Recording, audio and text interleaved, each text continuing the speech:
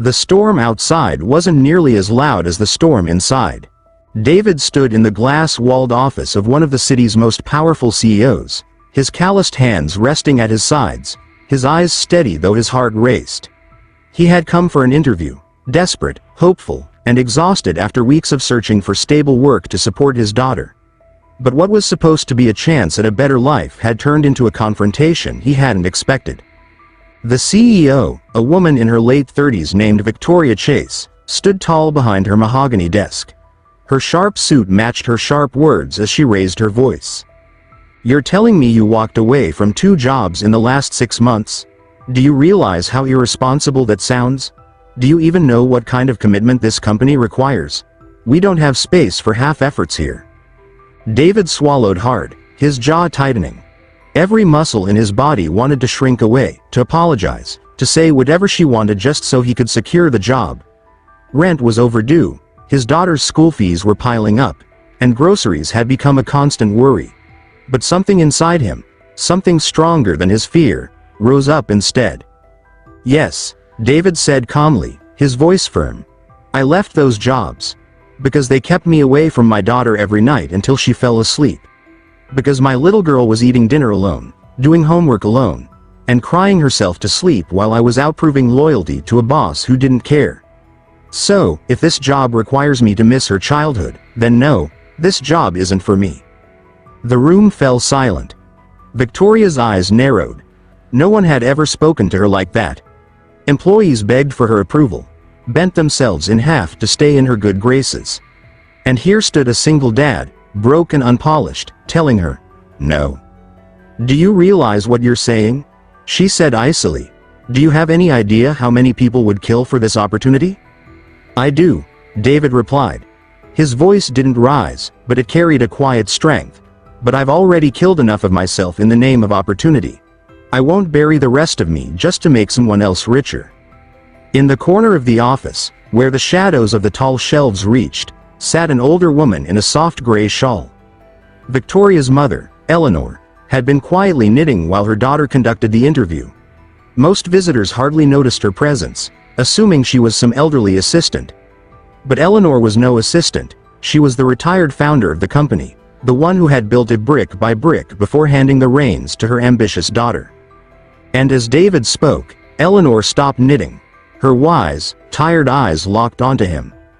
Victoria, oblivious to her mother's watchful gaze, scoffed and turned away. "Then this meeting is over. You can see yourself out." David's chest tightened. Walking away meant going back to nothing. Back to uncertainty. Back to his daughter asking if things would ever get better. He thought of her big brown eyes, the way she tried to smile even when she could sense his worry. For a brief second, he considered swallowing his pride. But then he pictured her face at the window, waiting for him to come home. He shook his head, looked once more at Victoria, and said softly, "My daughter deserves better than a father who sells his soul." With that, he turned to leave.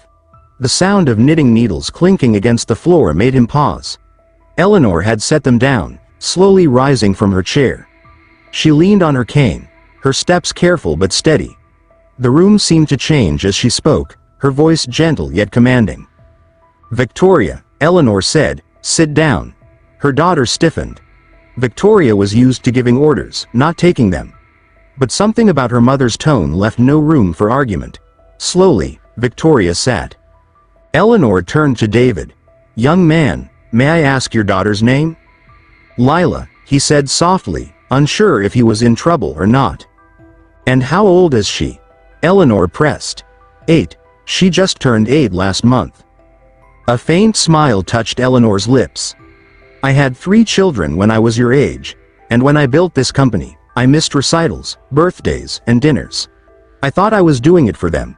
I thought sacrifice was the price of success. But do you know what my children remember most from those years? Not the houses I bought, not the vacations we could afford. They remember my empty chair at the dinner table." David's throat tightened. He said nothing, but his eyes spoke for him. Victoria shifted uncomfortably in her chair. "Mother, with all due respect, times are different now. This is business. If he's not willing to commit." "Commitment?" Eleanor interrupted, her voice sharper now. Don't lecture me on commitment. That man just showed more commitment to his daughter in 5 minutes than some executives show to this company in 5 years. The words landed like thunder. Victoria's face flushed, but she stayed silent. Eleanor slowly walked closer to David, studying him as if she could see past his worn jacket and tired eyes into the very core of who he was. You stood your ground, Eleanor said softly. You put family before pride, before money, before comfort. That tells me everything I need to know about the kind of man you are. David's heart pounded. Was she offering him another chance? Or just offering words of comfort before sending him away? Eleanor turned back to her daughter. Victoria, if this company cannot value humanity alongside ambition, then it has lost its soul. And I will not watch you run it into the ground with arrogance. For the first time, David saw something flicker in Victoria's eyes. Hesitation, maybe even shame. She opened her mouth to argue but then closed it again. Eleanor faced David once more. I don't want to offer you a job, David. I want to offer you something better. A role designed around your skills, yes, but also around your daughter. Flexible hours, remote options,